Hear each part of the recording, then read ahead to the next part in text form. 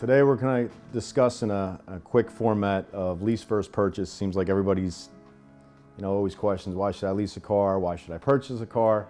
I am very pro lease. Quick reasons are car's always under warranty. So you really never have to pay anything, just routine maintenance as far as an oil change. Maybe a brake pad or two depending on how you ride the car. But you're really not required to really fix anything major on the car. It should be under full warranty.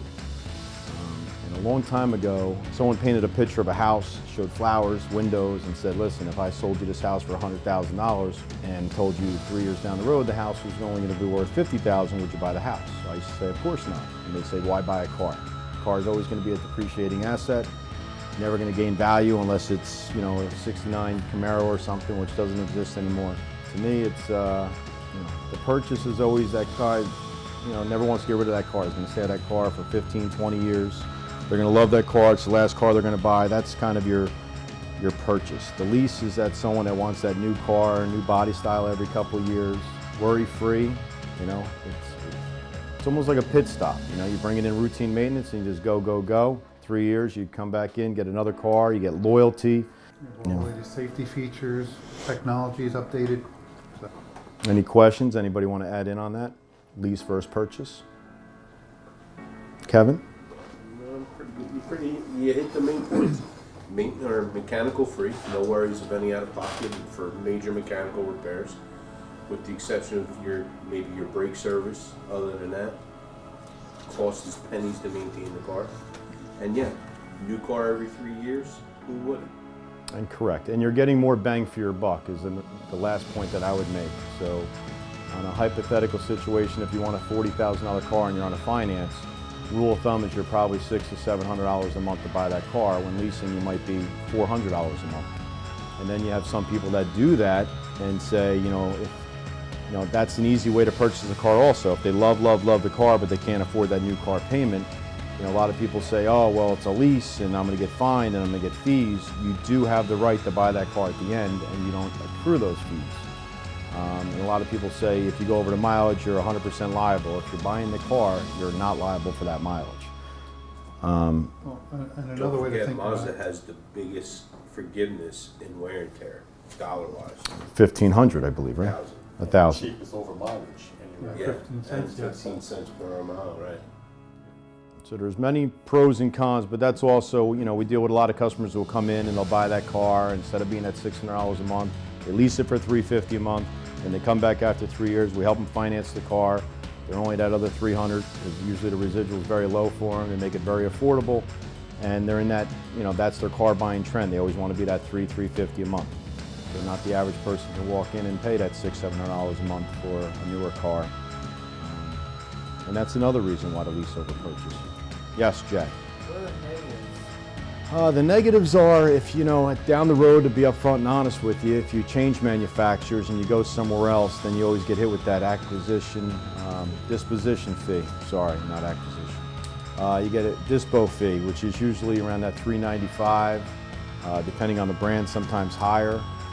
If you are over mileage, you're going to get hit for the over mileage. If you do have wear and tear on the vehicle, including tires, you will get hit. And a lot of banks now do not require security deposit. So they're looking at you, and the next thing they're going to go after is your credit, and they're going to put a lien on you, and they're going to want their money. So, if we have people that come into Schwartz Mazda and they're on their 4th and 5th Mazda and they're always leasing, and they love the reliability, the loyalty of Mazda.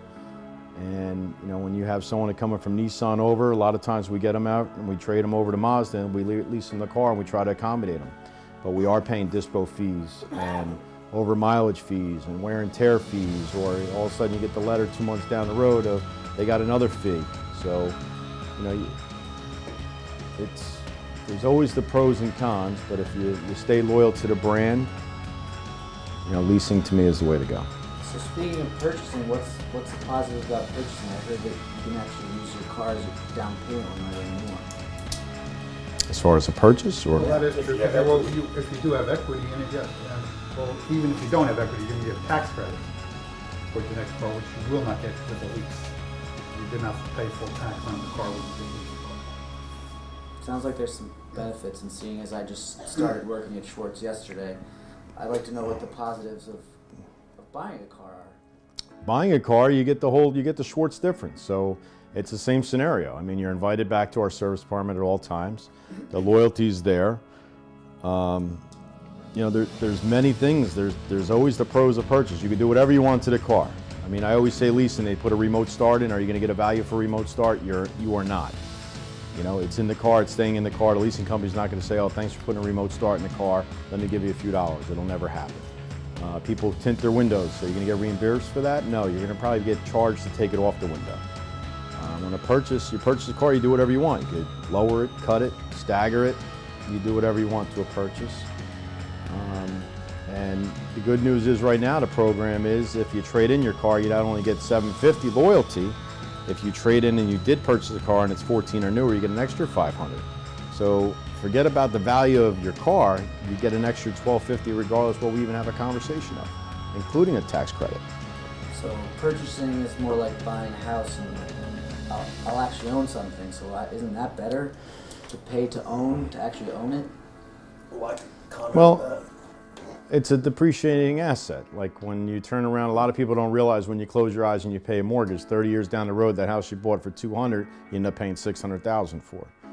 You know, Statistics show that nobody holds their car. Average loan is for 6 years. Within 3.5 Correct. to 4 years, their needs change.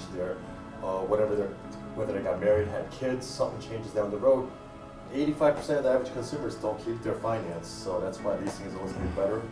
I always look at leasing as when you lease a car, I look at it as 9 years the cost of one car to maintain. I get to lease 3 brand new cars for 9 years.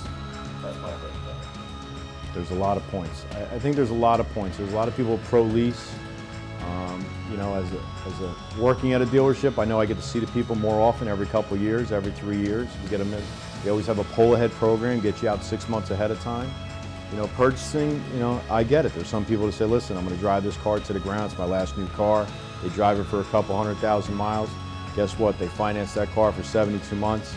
You put over 100,000 miles, you know, it's a depreciating asset. You're not going to have nearly the value you paid for the car.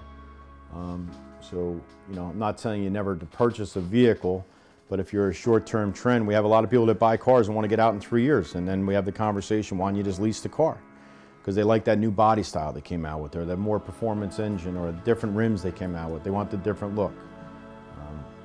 You know, there's a lot of, listen, it's a lot of people get nervous about leasing, and you should never be scared about leasing.